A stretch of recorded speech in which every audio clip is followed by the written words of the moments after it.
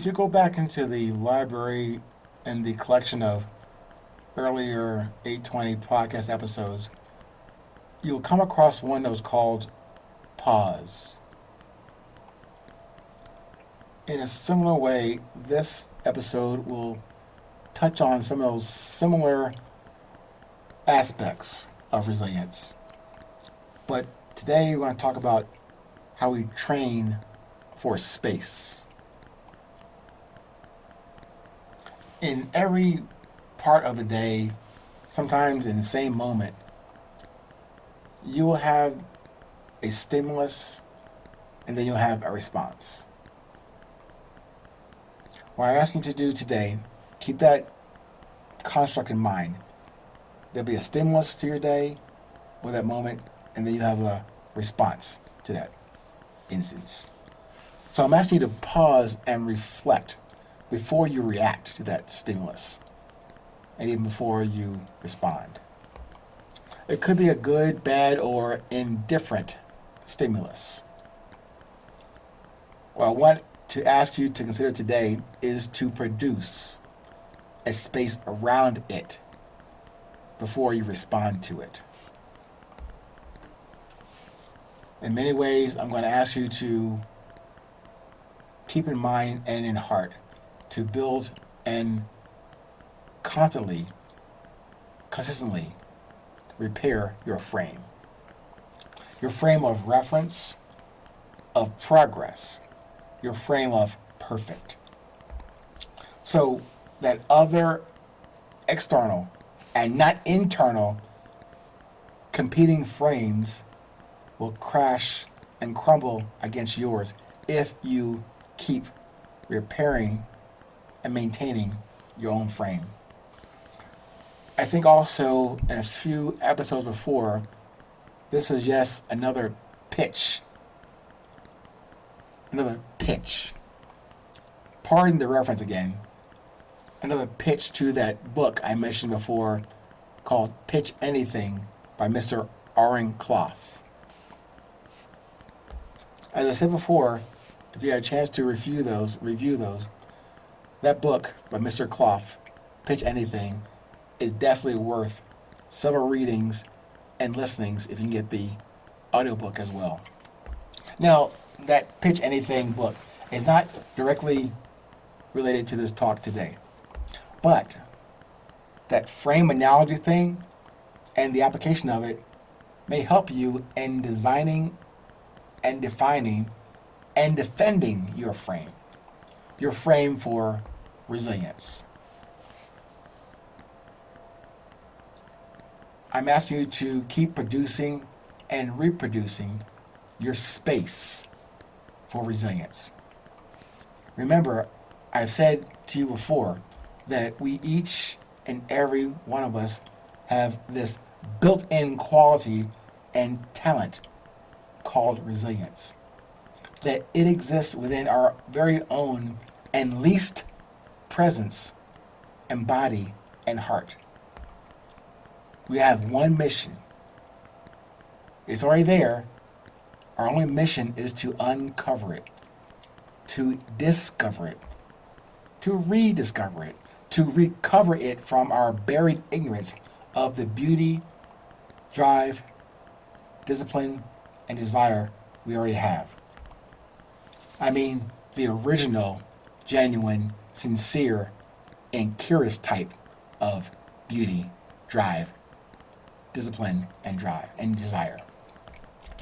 And that's the investigation I ask you to prioritize with each day, and in each moment we have the honor and humility to receive.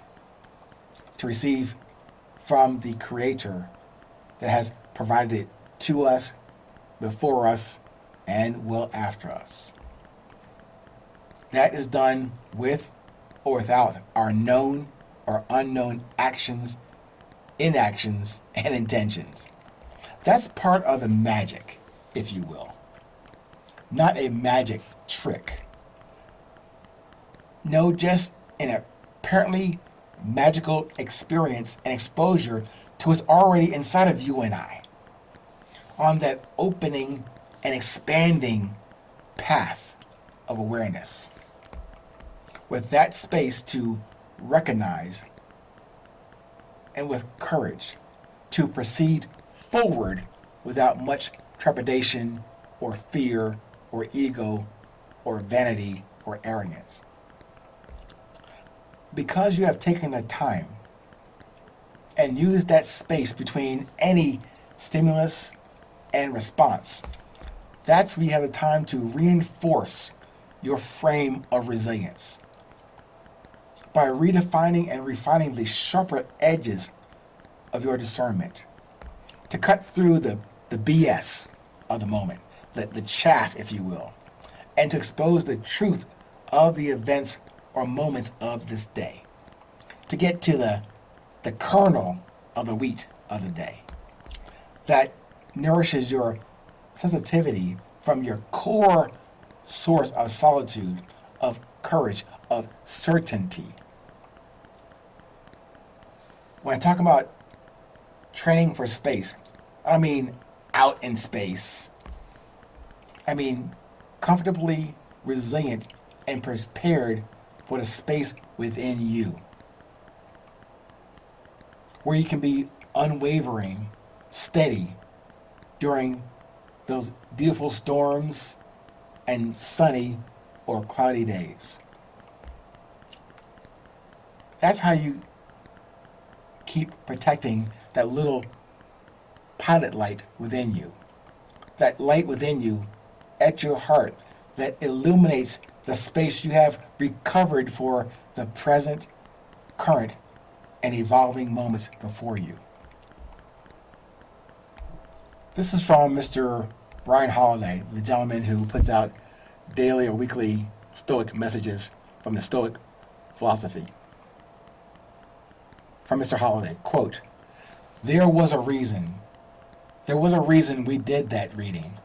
There was a reason we did that journaling. There was a reason we looked at those historical examples, listened to those stories of the greats and the not-so-greats. There was a reason we challenged ourselves against the cold, running up that mountain, lifting those weights, resisting those urges. We were training. We were training for this moment in time, but also this ordinary moment in our life. You know, the one where it feels like everything is falling apart and terrible, but also the one where the person next to us is being really, really annoying. We were training for this argument with our spouse or with a friend. We were training for the way our boss was going to screw us over. We were training for this email. We were training for being tired and burnt out. We were training so these things could happen and we could still keep our cool." Seneca relates the story of what Cato the Younger did when, visiting the baths in Rome one day, he was shoved and struck.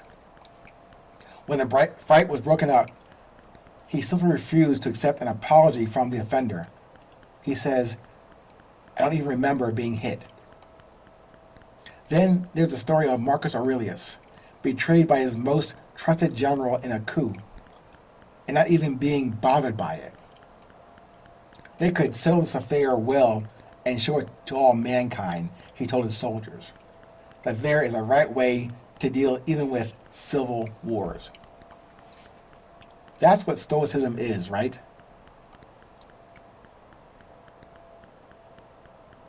The ability to look at it all in the calm light of mild philosophy.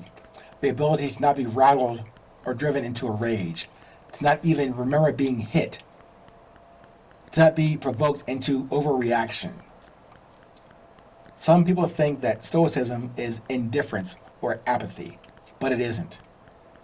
It's the ability to deal with emotionally charged situations and not let your emotions drive you into a fit or frenzy, to help you not say or do things you might regret. Life is difficult. People are obnoxious. Stuff is going on to piss you off. But can you keep your cool anyway? Can you stay good when surrounded by bad, kind when surrounded by cruelty? Can Can you keep your eyes on the prize? Our job is not to lose our temper. Our job is to stay focused on solutions, to keep doing what is right. Unquote. I hope that helps you today. In the meantime, stay present, stay current. No matter where you are in this world, please remember, it is always 820.